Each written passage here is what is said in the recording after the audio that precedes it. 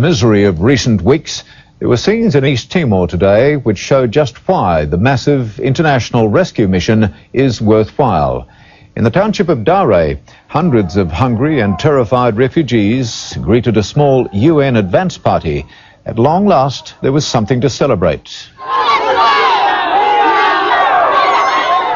After fleeing the murdering militias, there is now a clear sense among these people that East Timor is free of tyranny.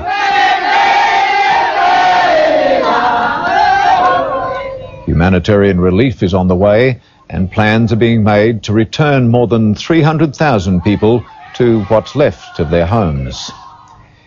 In Dili, Operation Stabilise is rapidly reaching full strength as more troops arrive, 500 of them on the Australian Navy catamaran Jervis Bay. For the East Timorese, the unforgettable and reassuring sight of the giant Australian troopship. Suddenly they had the courage to openly cheer the arriving soldiers. Such freedom of expression could have seen them killed just days ago.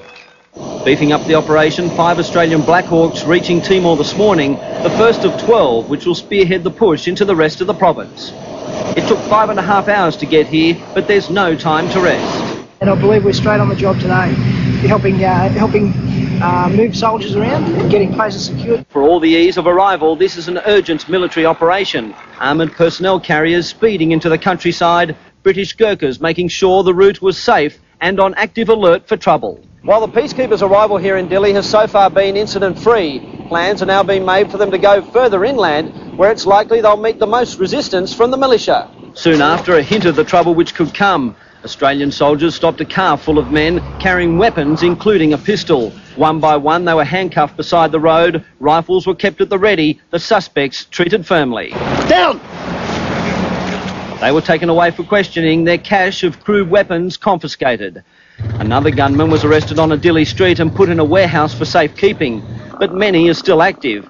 This militia group plundered a food warehouse, and down at the docks they appear to be orchestrating the forced evacuation of Timorese people. The militia told us that we must get on the boat and go to West Timor. Otherwise, we'd be treated as enemies. Last night, the militia set fire to more homes, still bent on their promise to consume Dili in a sea of fire. And there was added tension for our soldiers, using night sights to patrol the city. All the while, the multinational force continues to build. This is the view from a British Hercules coming into the Dili airstrip. Also here, French forces, to come under the command of Major General Peter Cosgrove, still pleased by the Indonesian cooperation. I would say it's too early for us to assert that the security situation overall is anything approaching benign. Simply that where we stand, we are having a good effect. Among the repressed East Timorese, the mood is clearly lifting. Smiles now instead of sullen silence. This man daring to be defiant and showing off his brand new T-shirt with its picture of his would-be president, Xanana Gusmao. The people came up to us slowly and discreetly started shaking our hands. For the UN's Timor Humanitarian Operation Chief Ian Martin, mixed emotions as he returned to the city he fled 7 days ago. The compound where he guarded all those refugees, now safe in Australia, has been ransacked. On the hills above, Indonesian soldiers appear to be sending a message that they were still in control, but it won't be for long.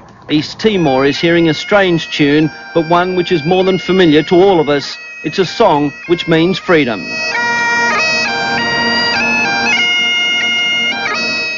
In Dili, Simon Boda, National 9 News.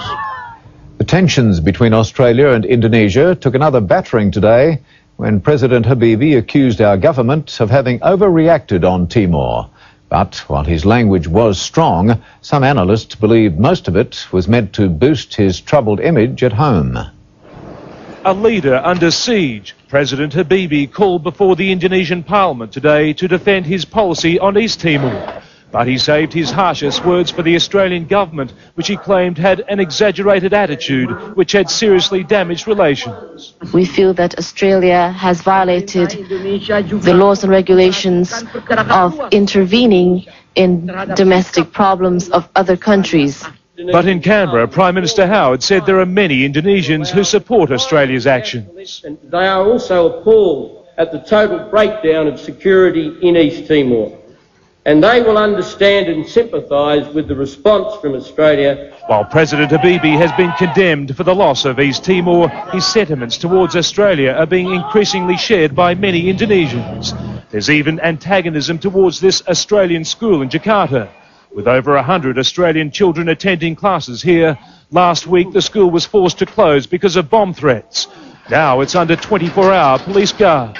We certainly aren't advertising that we're Australians. We have our children out of uniform. We have the signs off the buses. Helping to fuel the backlash are stories in the local media of Indonesian students living in Australia being the target of threats and intimidation. The Australian Embassy is the site of constant protests. In this demonstration, police formed a protective chain in front of the gates.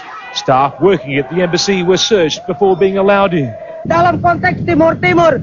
Demonstrators burnt a crude poster of independence leader Janana Guzmão. They're furious President Habibie allowed his release. Away from mass gatherings, the mood is also angry and uncompromising as Indonesians feel the international heat. In the words of this man, Australia is ridiculing our nation.